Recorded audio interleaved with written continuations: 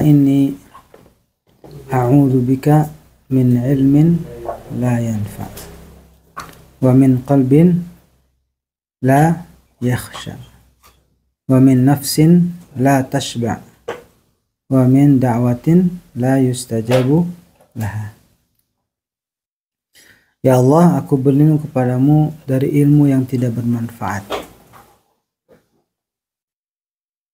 dari hati yang tidak pernah khusyuk, dari nafsu yang tidak pernah puas, dan dari doa yang tidak pernah dikabulkan. Ngeri. Sahabat, ketika kita bicara tentang perlindungan, berarti ini menunjukkan bahwa sesuatu yang bahaya buat kita gitu. Sama halnya ketika kita bilang a'udzubillahi minasyaitonirrajim, kan? Aku berlindung kepada Allah dari godaan syaitan yang terkutuk. Menunjukkan bahwa sangat bahaya buat kita saat dimana hal seperti itu terjadi pada diri kita. Nah, sekarang kita lanjut pembahasannya, atau sedikit kita ulas kembali ya. Aku berlindung kepada Engkau, Allahumma inni a'udzubika min ilmin la yanfa, dari ilmu yang tidak bermanfaat. Artinya bahwa ilmu itu ketika kita dapat itu langsung dimanfaatkan, ya, langsung diamalkan. Itu yang diinginkan Allah.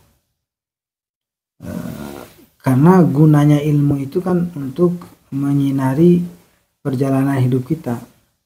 Nah, sama bahasanya kalau kita disinari berarti kan melihat cahaya, kemudian kita ikuti cahaya itu, atau kita ikuti apa yang jadi tujuan kita tapi dipandu oleh cahaya itu. Nah, begitulah ilmu. Jadi jangan sampai ilmu itu sebatas cahaya yang tidak kita manfaatkan, hanya melihat keindahannya saja. Indah cahayanya, terang, tapi nggak mau memanfaatkan cahaya itu gitu. Nah, artinya sekecil apapun yang kita dapat tidak selesai dengan kita tahu ya, tapi kita harus berusaha untuk menerapkannya. Karena kalau tidak menerapkannya, ya itulah yang disebut dengan ilmu yang tidak bermanfaat gitu.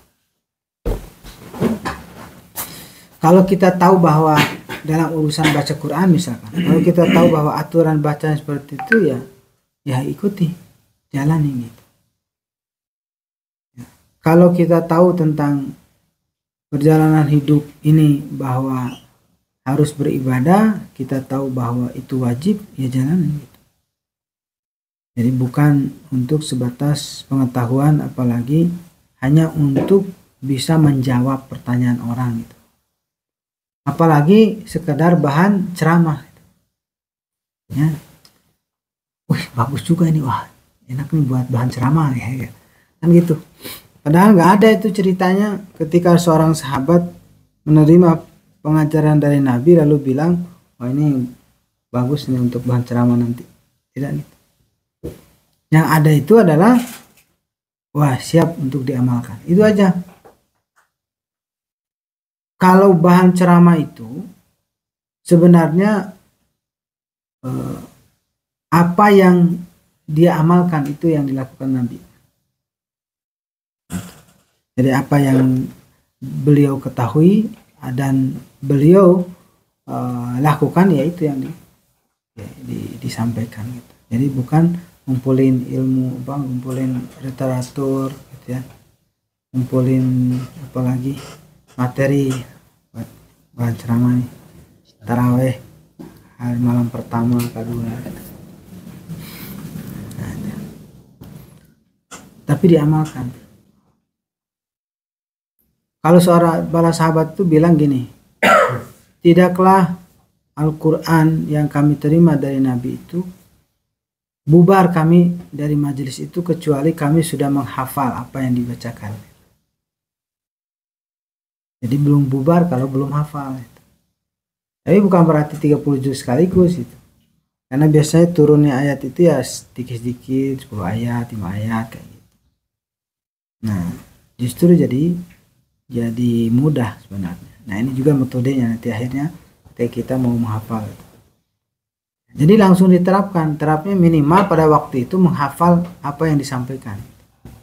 Kemudian berusaha untuk diterapkan. Kayak gitu. Karena memang jadi bahaya nanti ketika kita menumpuk ilmu itu. Jadi dipertanggungjawabkan di akhirat. Karena kita tahu tapi tidak mengamalkan. Nah, di antara makna dhalin itu adalah tahu tapi tidak mengamalkan. Itu salah satu. Jadi sesat.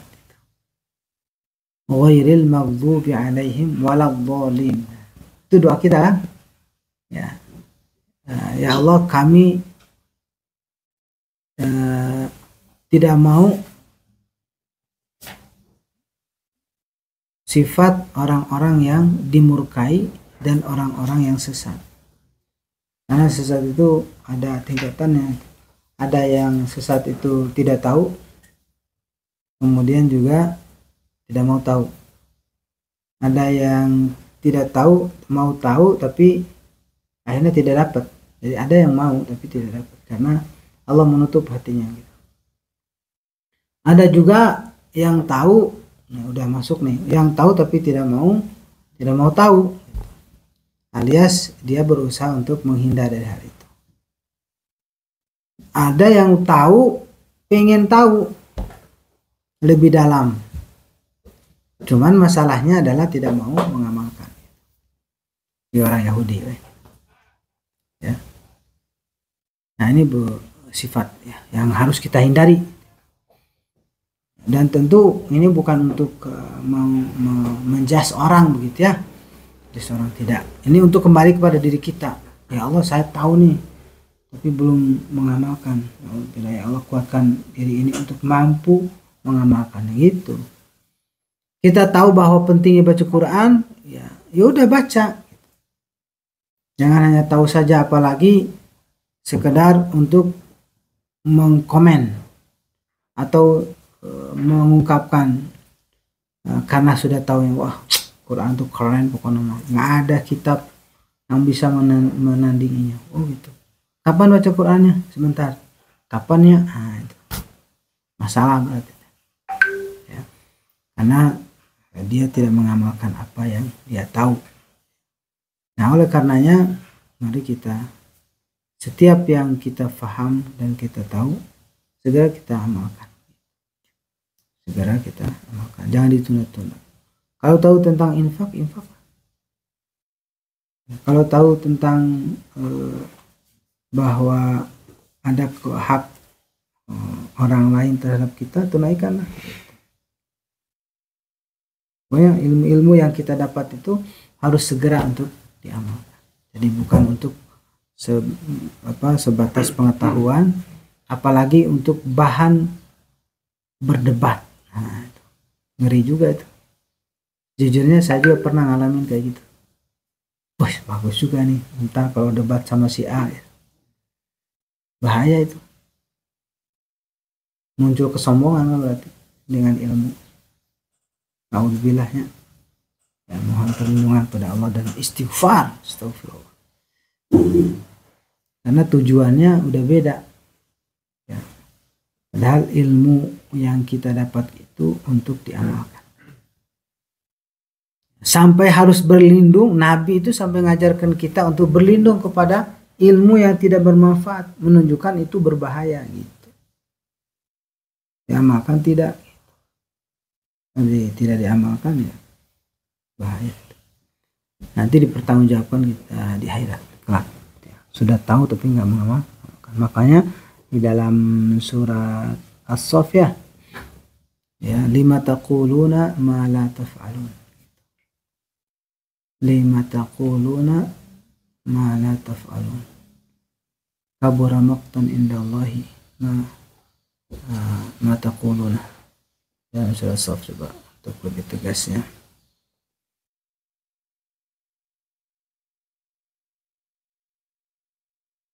ngeri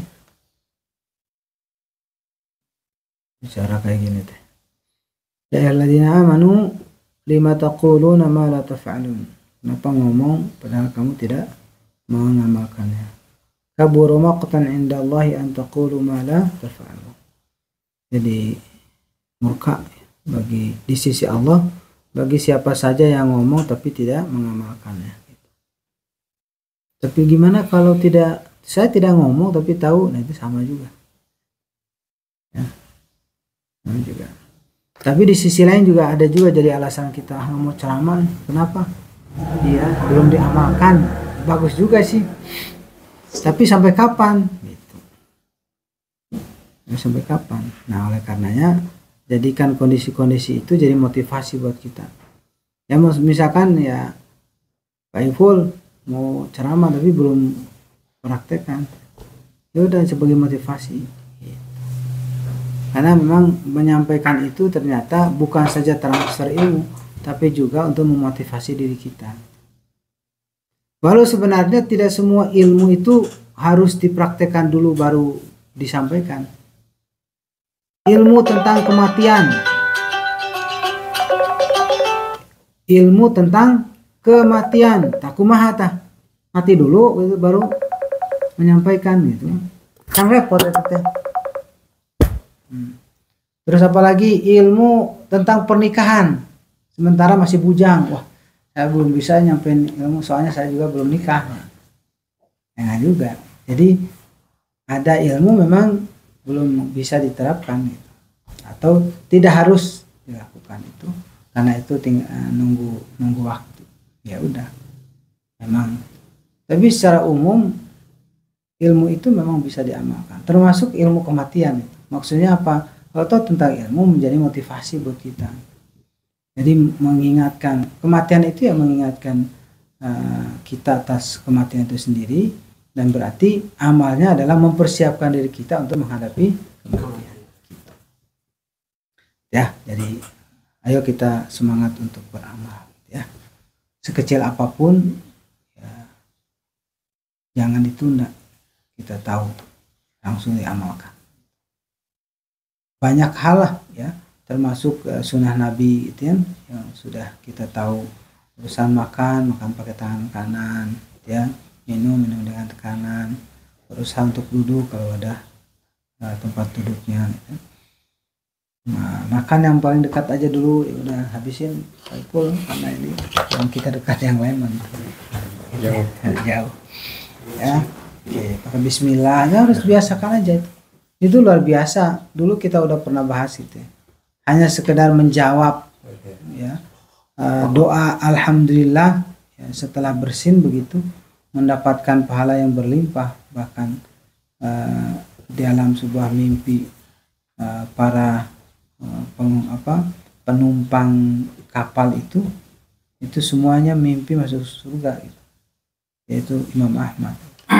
Gara-gara beliau memiliki keinginan kuat menjawab jawaban alhamdulillah setelah bersin, yaitu mengucapkan ya rahmatullah, sampai seperti itu. Luar biasa itu. Jadi karena kita tidak tahu dari mana amal mana yang membuat kita masuk surga gitu, makanya dia diamalkan aja dulu gitu.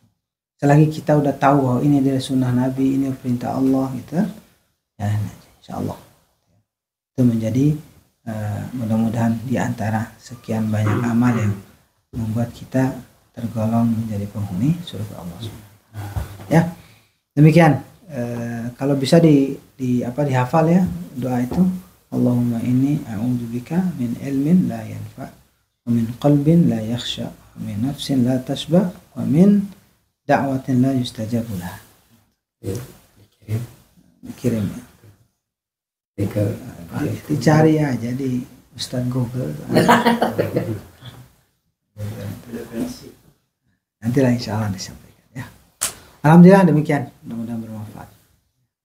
Qul qouli hadza wa astaghfirullah li wa lakum. Assalamualaikum warahmatullahi wabarakatuh. Waalaikumsalam.